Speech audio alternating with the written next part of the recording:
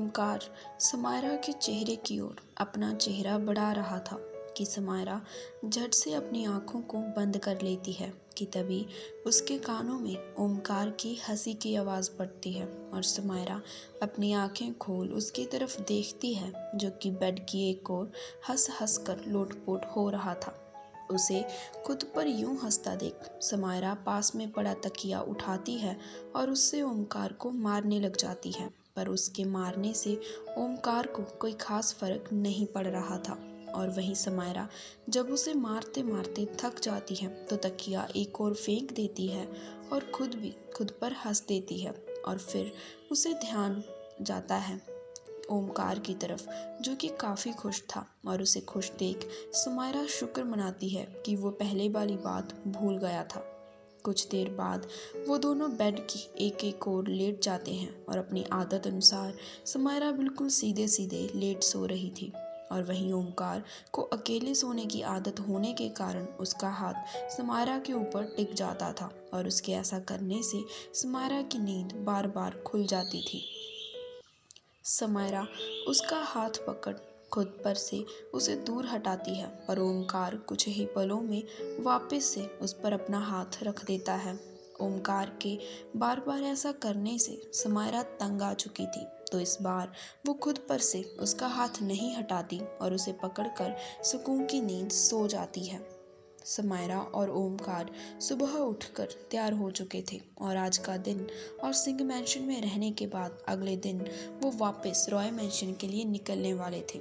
समायरा के घर वाले बहुत खुश थे कि ओमकार यहाँ उनके पास 2 दिनों तक रहा। रॉय मैंशन में ओमकार को वापस आया देख रूही खुश हो जाती है और वहीं राजवीर उसके दिमाग में अलग प्लानिंग चल रही थी। वो रूही को यहाँ इसीलिए लाया था कि ओमकार को समायरा से दूर कर सके, पर उसे नहीं पता था कि अब उनके बीच की दूरियां बढ़ने की जगह कम होने लगी थी। उसी रात तकरीबन रात के 10 बजे राजवीर रॉय मैंशन से कार लेकर कहीं जाने के लिए निकल जाता है। कुछ देर बाद उसकी कार एक घर के आगे जाकर रुकती है जो कि दिखने में काफ़ी खूबसूरत था। राजवीर अपनी कार से उतरता है और अपने कदम घर के अंदर की ओर बढ़ा देता है और अंदर जाते ही वो किसी को आवाज़ लगाता है पर अंदर से कोई जवाब नहीं आता तो राजवीर सीढ़ियों से होता हुआ ऊपर के कमरे में जाता है और दरवाज़ा खोल देता है और कहता है, इतना अंधेरा क्यों कर रखा है?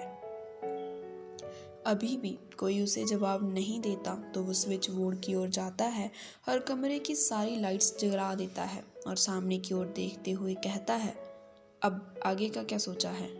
उसके ऐसा कहते ही उसके सामने कुर्सी पर बैठी लड़की अपनी नज़रें उठाकर उसकी तरफ देखती है। उस लड़की ने काले रंग की शॉर्ट ड्रेस पहनी हुई थी और उसके बाल कंधों तक थे और उसने अपने हाथ में एक वाइन का ग्लास पकड़ा रखा था जिसे वो अपने हाथ में पकड़े घुमा रही थी। राजवीर जाकर उसके बगल में ही बिस्तर पर बैठ जाता है और कहता है, हमारा सारा प्लान ओमकार के कारण ख़त्म हो गया और अगर उसने उस दिन समायरा से शादी ना की होती तो।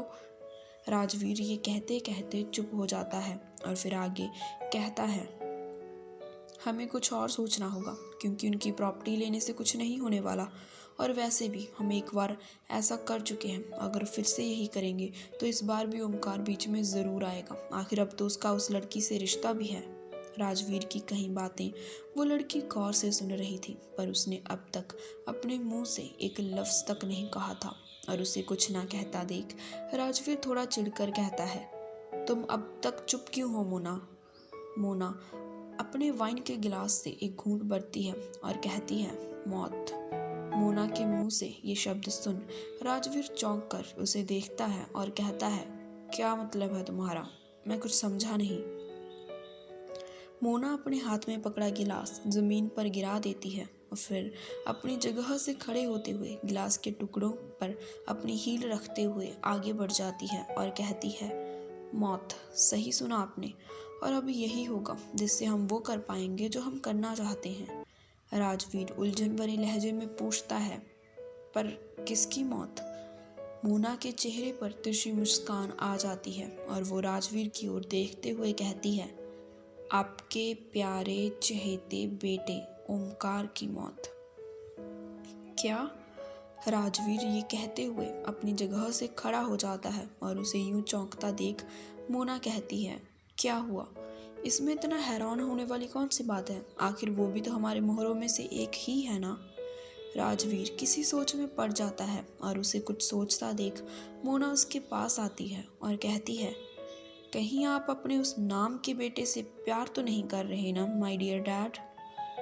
राजवीर उसकी तरफ देखता है और कहता है, अगर हम ओमकार की जान ले लेते हैं तो इसमें हमारा क्या फ़ायदा होगा?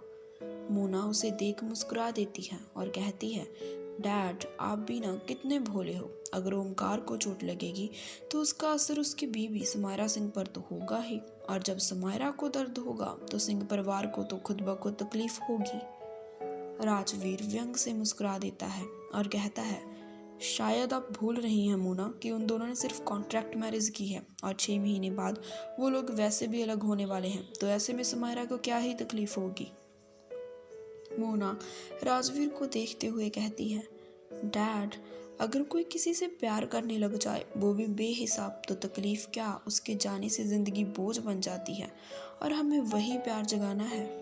राजवीर मुस्कुरा देता है और कहता है, और इस काम में हमारा प्यादा बनेगी रूही, और आज तुम्हें देखकर मुझे सच में यकीन हो गया कि तुम मेरी ही बेटी हो।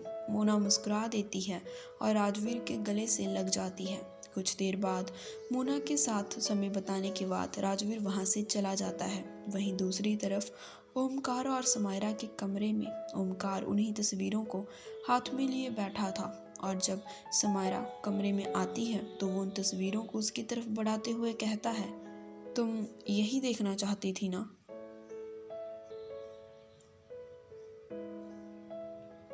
समायरा उसकी तरफ देखती है और कहती है, तुम तो इन्हें दिखाना नहीं चाहते थे, तो अब क्यों दिखा रहे हो? ओमकार ने एक नज़र उन तस्वीरों पर डाली और कहा, अपनी दोस्त के साथ अपनी ज़िंदगी का एक अहम हिस्सा शेयर करना चाहता हूँ। समायरा हाँ में सिर हिलाती है और उसके हाथ से तस्वीरें ले लेती है और गौर से उन्हें देखने लग जाती है। उन तस्वीरों में एक छोटा बच्चा और एक आदमी था जो आपस में खेल रहे थे, और ऐसे ही उसी आदमी के साथ उसी बच्चे की कई तस्वीरें थी, और उन्हें देखते हुए समायरा कहती है, ये दोनों कौन हैं? ओमकार उसे देखते हुए कहता है, मैं और पापा। ओह, तो इसमें ये छोटा बच्चा तुम हो और ये मिस्टर राजवीर, पर यहाँ इनकी शक्ल थोड़ी अलग क्यों लग रही है, ऐसा क्यों? समायरा उससे पूछती है। इस तस्वीर में मैं और मेरे असली डैड हैं, ये वाले डैड नहीं, ओमकार उसे बताता है। तो समायरा उससे पूछती है, मैं कुछ समझी नहीं। ओमकार उसका हाथ पकड़ उसे अपनी बगल में बिठाता है और थोड़ा उदास होकर कहता है, मतलब ये कि मेरे पापा की डेथ तभी हो गई थी जब मैं लगभग 6 से 7 साल का था, और उसके बाद दादाजी ने माँ की शादी डैड से करवा दी थी। समायरा चुपचाप उसकी बातों को सुन रही थी। तो ओमकार आगे कहता है, तुम्हें पता है मैंने उस दिन जल्दबाजी में तुमसे शादी क्यों की थी? समायरा ना में सिर हिला देती है। तो ओमकार कहता है, क्योंकि मैं अपने डैड को अच्छे से जानता हूँ। अगर उन्होंने किसी चीज़ को करने के बारे में सोच लिया है तो वह उसे कैसे भी करके ही रहते हैं, और मैं एक और बार अपनी माँ का घर टूटते हुए नहीं देख सकता था। और जब पापा की डेथ हुई थी तो माँ एकदम टूट सी गई थी, और फिर किसी तरह से उन्होंने खुद को संभाला कि तभी डैड उनकी ज़िंदगी में आए, और उनका साथ पाते ही वो फिर खुश रहने लगी। पर जब मुझे पता चला कि तुम मुझसे शादी करने जा रही हो तो मुझे तुम पर सच में बहुत गुस्सा आया था, और उसी चक्कर में मैंने सोचा कि तुमसे शादी कर तुम्हारी ज़िंदगी ख़राब कर दूंगा, पर मैं ऐसा कर ही नहीं पाया, पता नहीं क्यों। क्योंकि तुम अच्छे हो ओमकार। समायरा उसकी बात पूरी करते हुए कहती है। तो उसकी ये बात सुन ओमकार उसकी तरफ देखता है तो वो आगे कहती है, भले ही तुम मेरे साथ अपना बेड शेयर नहीं कर सकते, पर फिर भी तुम काफ़ी हद तक अच्छे हो। समायरा की बात सुन ओमकार उसे घूर कर देखता है और कहता है, ये तुमने अभी अभी मेरी तारीफ़ की जो मुझे ताना मारा? अरे तारीफ़ की तुम्हारी? समायरा उससे कहती है। तो ओमकार अपना सिर हिला देता है और कहता है, अच्छा अभी रात बहुत हो गई है, जाओ और जाकर सो जाओ। हाँ, इतना कहकर समायरा सोफे पर जाकर सो जाती है। और वहीं दूसरी तरफ राजवीर घर आ चुका था, और वो अपने कमरे में जाने की बजाय सीधा स्टडी रूम में जाता है, और अंदर जाते ही दरवाज़ा बंद कर लेता है और अपने सामने देखते हुए कहता है, क्या हुआ?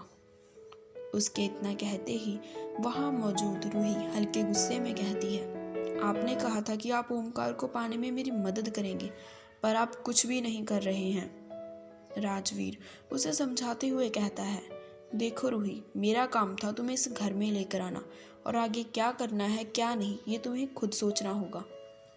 रूही पास में पड़ा फ्लावर वास उठाकर नीचे फेंक देती है और गुस्से में कहती है, आप ऐसे पीछे नहीं हट सकते मिस्टर रॉय। ओमकार सिर्फ मेरा है और उसे मैं पाकर रहूंगी, और अगर आप मेरी इस काम में मदद नहीं कर सकते तो मुझसे भी उम्मीद मत कीजिएगा कि मैं आपका कोई काम करूंगी। राजवीर उसे आंखें छोटी किए देखता है और फिर व्यंग से कहता है, तुम्हें क्या लगता है कि मुझे तुम जैसे लोगों की ज़रूरत है? हाँ। रूही भी मुस्कुरा देती है और कहती है, बात का तो नहीं पता, पर अभी आपको मेरी बहुत ज़रूरत है, और अगर आपने मेरी मदद नहीं की तो मैं ओमकार को जाकर सब सच बता दूंगी कि आप क्या करने की सोच रहे हो। राजवीर उसकी बात सुन अपनी मुट्ठियों को कसकर बंद कर लेता है और फिर खुद को कंट्रोल करते हुए कहता है, अरे बेटा रूही, मैंने कब मना किया? अरे मैं तो चाहता हूँ कि तुम्हारी और ओमकार की शादी हो जाए, पर अब तुम ही बताओ मैं कर भी क्या सकता हूँ। उसकी बात सुनते ही रूही उससे कहती है, वो मुझे नहीं पता, पर आपको मेरी मदद करनी है, और क्या करना है वो सब आपको सोचना है, और आपके पास सिर्फ कल तक का समय है। इसके बाद मैं ओमकार को सब बता दूंगी। ये कहकर रूही वहाँ से चली जाती है, और उसके जाते ही राजवीर टेबल पर जोर से अपना हाथ मारता है और कहता है, ये लड़की खुद को समझती क्या है? इसे क्या लगता है कि राजवीर रॉय इतना कच्चा खिलाड़ी है जो इस पिद्दी सी लड़की से डर जाएगा? बस एक बार ये मेरा काम कर दे और फिर बस मुझे इसकी तो क्या किसी की सुनने की ज़रूरत नहीं रहेगी। और रूही, मैं तुम्हारी मदद ज़रूर करूँगा, ओमकार को पाने में नहीं बल्कि उसे तुमसे दूर ले जाकर समायरा के करीब करने में। इतना कहकर राजवीर एक बार फिर मुस्कुरा देता है और वहाँ से अपने कमरे में चला जाता है, और वहाँ जाते ही उसका सामना होता है अलका जी से, जो कब से उनका इंतज़ार कर रही थी। और उन्हें देखते ही राजवीर मन ही मन खुद से कहता है, पहले वो रूही और अब ये।